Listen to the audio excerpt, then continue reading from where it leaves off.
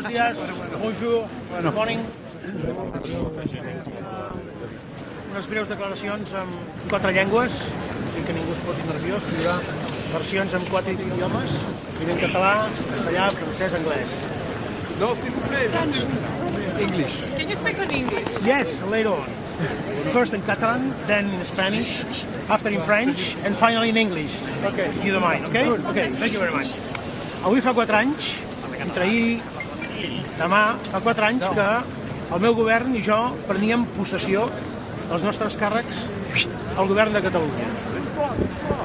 Fa 2 anys i 2 mesos, després que vam ser destituïts de manera il·legítima, avui prendrem possessió dels nostres escons aquí al Parlament Europeu. No ho podem fer tots. Avui l'Oriol Junqueras havia de ser aquí entre nosaltres. I si la Unió Europea fos veritablement una unió de drets i de llibertats, avui l'Oriol estaria aquí perquè té els mateixos drets que nosaltres. Ha estat votat també per més d'1 milió de persones, però tristament no se li han respectat les mateixes llibertats que nosaltres.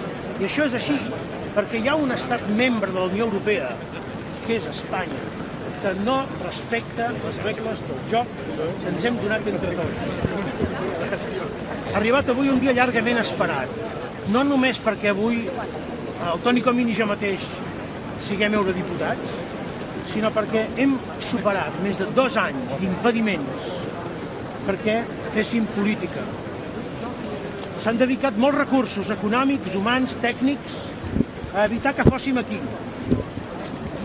Tanmateix, l'any 2007, en una conferència que vaig fer a Madrid, juntament amb el vicepresident Junqueras i el conseller Romeva, tots dos exdiputats d'aquest Parlament, vaig dir que la Unió Europea no podria continuar mirant cap a un altre costat i que arribaria el moment que s'hauria d'involucrar en una crisi que era una crisi europea. Avui podem dir que la crisi catalana ha impactat profundament en els fonaments constitucionals de la Unió Europea i que és impossible, com podeu veure, que la Unió Europea continuï girant els ulls cap a un altre costat. Buenos días. Hoy hace 4 años, entre ayer, hoy y mañana, que mi gobierno y yo mismo tomábamos posesión de nuestros cargos en el gobierno.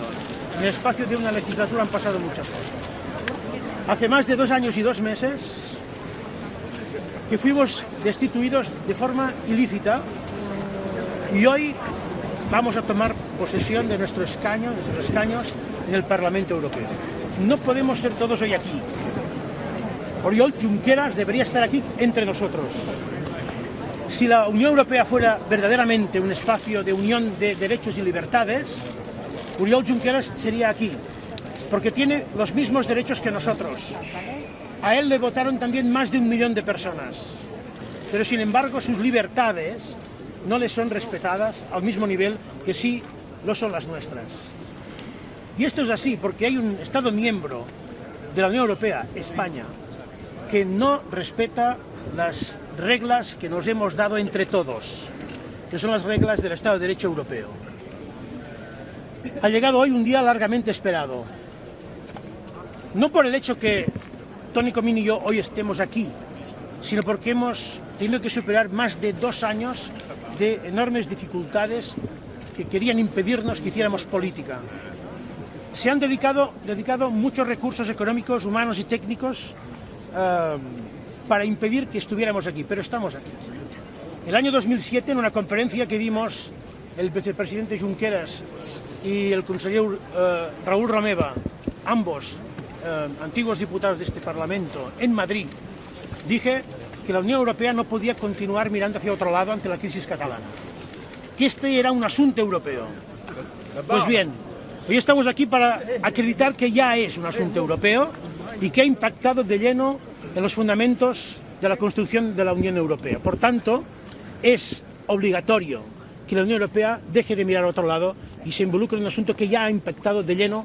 Hoy estamos en el corazón de su institución más importante, la sede de la soberanía del Parlamento Europeo.